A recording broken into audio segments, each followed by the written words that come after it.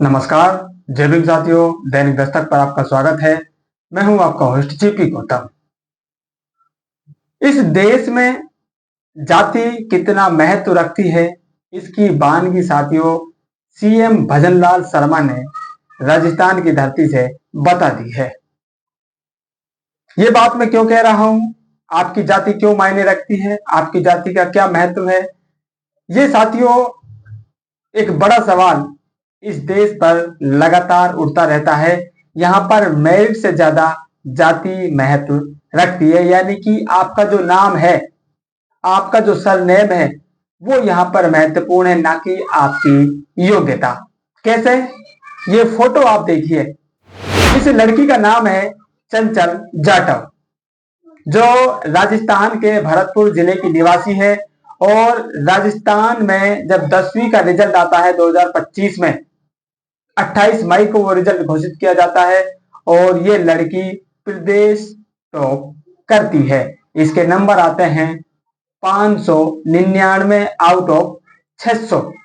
मात्र एक नंबर इस लड़की का नहीं आ पाता है और ये लड़की प्रदेश टॉपर बन जाती है।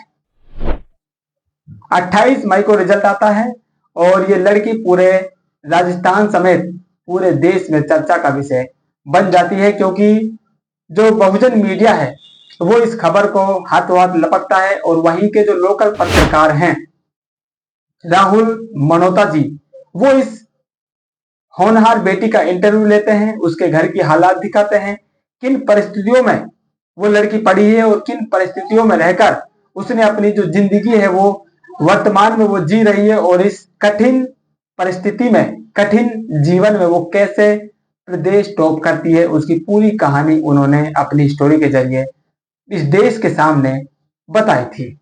अब आप ये दूसरा फोटो देखिए। ये एक लड़का है और इस लड़के का नाम है मुकेश कुमार। न्यूज में आप इसको देख रहे होंगे, कहीं मुकेश केसवानी भी इसका नाम बताया जा रहा है। वहीं राजस्थान के हनुमानगढ़ जिले का निवासी है। इसकी मम्मी और पापा, पेरेंट्स दोनों प्राइमरी टीचर हैं। ये लड़का नीट का जो अभी रिजल्ट आया है 14 जून को, उसमें ये ऑल इंडिया फर्स्ट रैंक पर आता है। 720 में से 686 इस लड़के के नंबर आते हैं और परसेंटाइल में 99.99 ये बन जाता है। यानी कि एक लड़की टॉप करती है, उसके नंबर आते हैं 99 पॉइंट कुछ, और एक लड़का टॉप करता है, उसके जो परसेंटाइल है, यहाँ पर परसेंटेज नहीं है साथियों, परसेंटाइल है, वो बनती है उसकी 99 पॉइंट कुछ। यानी कि दोनों नंबर 1 आते हैं और दोनों की जो रैंक है वो एक होती है। एक प्रदेश टॉप करती है और एक ऑल इंडिया टॉप करता है। फर्क सिर्फ इतना है। इस बेटी का जो प्रदेश टॉप करती है, इसका बैकग्राउंड आप जान लीजिए। पिताजी गृह राज्य से बाहर रहकर मजदूरी करता है और घर पर कब आता है, कब अपने बच्चों को देखता है, कब पढ़ाई की बात करता है, कब परिवार से मिलता है, कब हालचाल पूछता है, ये भी साथियों पता नहीं रहता है। मम्मी हाउसवाइफ है, लेकिन घर की माली हालत इतनी खराब है कि उन्हें भी मजदूरी करने जाना पड़ता है। घर में एक मकान इनके हिस्से में आता है, उस मकान की छत पर भी टीन से डला हुआ है, यानी कि ढंग से रहने की जगह भी नहीं है, तो सोचिए पढ़ाई की जगह।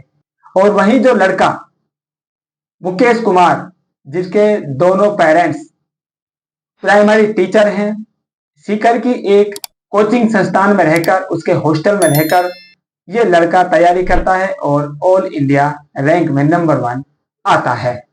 अब साथियों यहां पर फर्क देखिए। एक चंचल जाटव है, ये दलित समाज से आती है, और जो मुकेश कुमार हैं ये सिंधी समाज से बताए जाते हैं, जिसको जनरल में काउंट किया जाता है, यानी कि सवर्ण आप मान सकते हैं।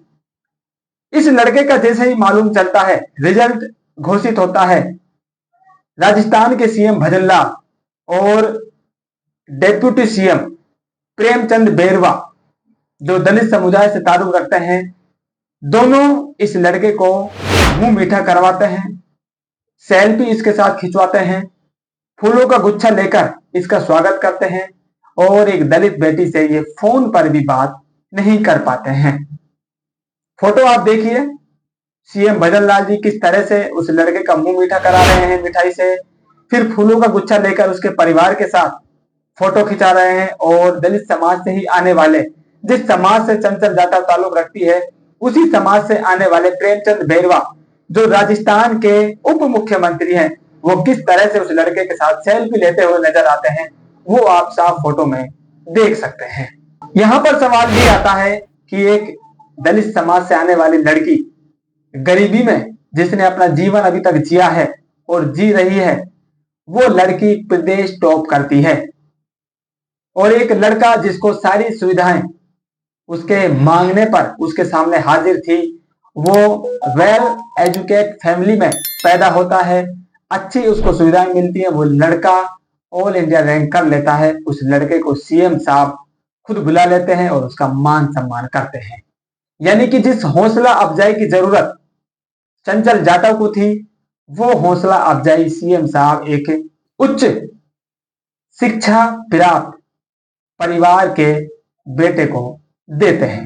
मैं यहां पर साथियों मुकेश कुमार की जो रैंक आई है उससे चिढ़ नहीं रहा हूं, लेकिन साथियों यहां पर सिर्फ बताने की कोशिश ये की जा रही है कि एक लड़का जो वेल एजुकेटेड फैमिली में पैदा होता है, उसको वेल सुविधाएं भी दी जाती हैं, अच्छी कोचिंग संस्थान में वो पढ़ता है।